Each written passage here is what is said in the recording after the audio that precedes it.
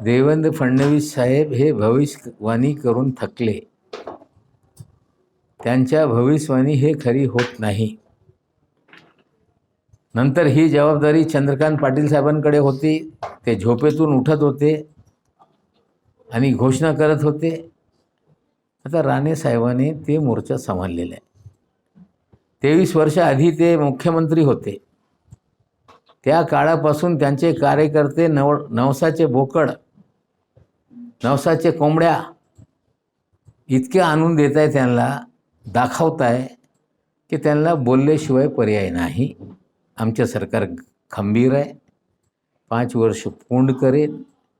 आणि आधीच मुख्यमंत्री महोदयांनी सांगितलं होतं की आम्ही 5 वर्षासाठी सत्तेत आलो नाही. महाराष्ट्राची जनता आमच्यासोबत आहे. आम्ही महाराष्ट्रावर कमीत कमी 25 वर्ष महाविकास आघाडीचे सरकार राहील.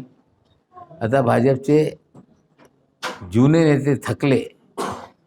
आता नवीन प्लेयरला जबाबदारी दिलेली आहे. आता ते बोलत राहतील, पण बोलल्यानंतर कुठलंही सरकार जात नाही.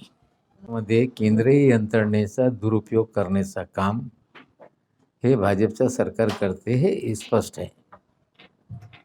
ते सूचना करताय, नंतर धाडी पडताय. पण या धाडीला, या कारवायाला आमच्या सरकार किंवा मंत्री किंवा कार्यकर्ते, नेते अजिबात घाबरणार नाही. जे काही कायदेशीर लढा असतील, न्यायालयात असतील, ते लढा देतील. आणि कितीही त्यांनी या यंत्रणेचा गैरवापर केला तरी हे सरकार पडू शकत नाही, हे भाजपवाल्यांना कळलं पाहिजे. पूरे महाराष्ट्र को लग जाएगा, लेकिन अब भी एक मुस्लिम समुदाय से दूर है. अल्पसंख्यक मंत्री होने के नाते आप उनसे क्या अपील करें? क्योंकि देखिए, ऐसा नहीं, मुस्लिम ठीक है, उनमें कम टीकाकरण हुआ होगा, लेकिन मुस्लिम समाज ने बहिष्कार किया है. अगर ये कोई सोच रहा है तो हमें लगता है ये गलती है. निश्चित रूप से उनमें भी जन जागृति पैदा की जा रही है. उनके जो आलिम है, मौलाना है, उनके समाज के बड़े लोग हैं, वो भी लोगों को समझा रहे हैं. और महाराष्ट्र में कुछ ज़िलों में बहुत समाधानकारक काम है, कुछ ज़िलों में अभी भी जिस प्रकार से टीकाकरण होना था नहीं हो पा रहा है. कल कैबिनेट में उसको लेके चर्चा की गई है. अलग अलग तरीके से कुछ फैसले किए जाएंगे हर ज़िले में, ताकि 100% टीकाकरण हो. दिन बाद महाविकास आघाड़ी की सरकार को 2 साल पूरे हो रहे हैं. इन 2 सालों में शुरुआत के 3 महीने बाद कोविड काल शुरू हो गया. लेकिन इन 2 सालों में कोविड की परिस्थिति के बावजूद बड़े पैमाने पे सरकार ने काम किए. जो वादा किया गया था किसानों के कर्ज माफ़ी का, वो हमने पूरा कर दिया. बड़े पैमाने पे तूफान से नुकसान हुआ, ओलावृष्टि से नुकसान हुआ, बिन मौसम बारिश से नुकसान हुआ, किसानों को मदद देने का काम किया गया. साथ ही साथ में कोविड की परिस्थिति को जिस तरह से सरकार ने हैंडल किया, महाराष्ट्र में एक भी पेशेंट ऐसा नहीं था जो बिस्तर बिना जिसकी मौत हुई हो. कोई एक भी पेशेंट ऐसा नहीं था कि ऑक्सीजन नहीं मिल रही है और महाराष्ट्र में उसकी मौत हो गई हो. महाराष्ट्र में अन्य राज्यों में जो परिस्थिति थी कि शवदाहिनी के लिए लाइनें लगाना पड़ रही थी मयतों को अंतिम संस्कार के लिए. नदी में बहाने का काम किया लोगों ने मृतदेह को. लेकिन कोविड सबसे ज़्यादा भयंकर रूप से महाराष्ट्र में जनता प्रभावित थी और हम लोगों ने भली भांति उसको हैंडल करने का काम किया. साथ ही साथ में विकास के कामों को रुकने नहीं दिया है. चाहे वो मेट्रो के काम हो, चाहे शहरों के काम हो, सड़कों के काम हो, ये सारे काम और तेज़ी से हमने किए और बहुत सारे निर्णय हम लोगों ने लिए हैं.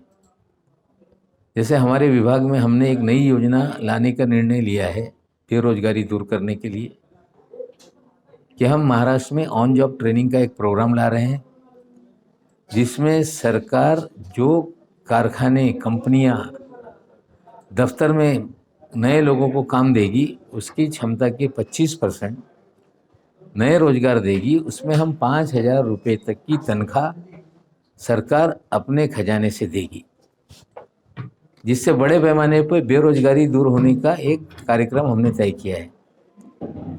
साथ ही साथ में महाराष्ट्र में बहुत सारे फैसले हमने लिए।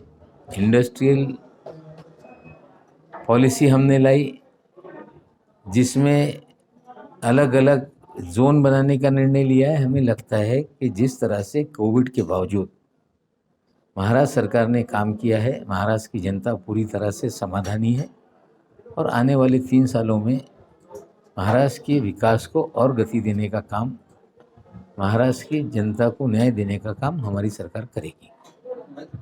महाराष्ट्र में सरकार बनने के बाद देवेंद्र फडणवीस जी ये भविष्यवाणी करते रहे कि महीने में, 2 महीने में, 4 महीने में सरकार गिर जाएगी। सरकार गिर नहीं रही है।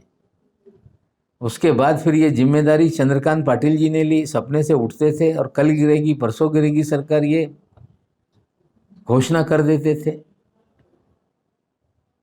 अब नई जिम्मेदारी राणे साहब को दी गई है। 23 साल पहले वो महाराष्ट्र के मुख्यमंत्री थे। मुख्यमंत्री पद हासिल करने के लिए वे कांग्रेस में गए, कांग्रेस से फिर निकल के अब बीजेपी में गए।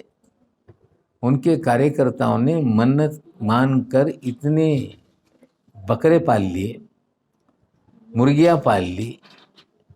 उन अंडों से लाखों की तादाद में मुर्गियां हो गई हैं, लेकिन बकरे और मुर्गियां पाल लेने से, मन्नत रख लेने से सरकारें नहीं गिरती, नहीं बनती। पहले भविष्यवाणी से सरकार गिर रही थी, अब सपनों से सरकार गिर रही थी, अब मन्नत से सरकार गिरेगी कोई सोच रहा है तो हमें लगता है गलतफहमी है। हमारी सरकार 5 साल पूरा करेगी और मुख्यमंत्री महोदय ने पहले ही कहा था कि हमने ये जो गठबंधन बनाया है ये 5 साल के नहीं लिए, 25 साल के लिए है। महाराष्ट्र की जनता हमारे साथ है, हम 25 साल पूरा करेंगे। बीजेपी के राष्ट्रीय अध्यक्ष भी बोल गए थे कि सरकार को उखाड़ के फेंक देंगे। सरकारें उखाड़ी नहीं जाती, सरकारें बिठाई नहीं जाती। सरकारें जनता जिन्हें चुनती है बहुमत के आधार पर बनाई जाती है। बहुमत हमारे साथ है, न हमारे विधायक बिकेंगे न डरेंगे। हम 5 साल पूरा करेंगे और जनता हमें बार बार मौका देगी, ये बीजेपी को समझना पड़ेगा।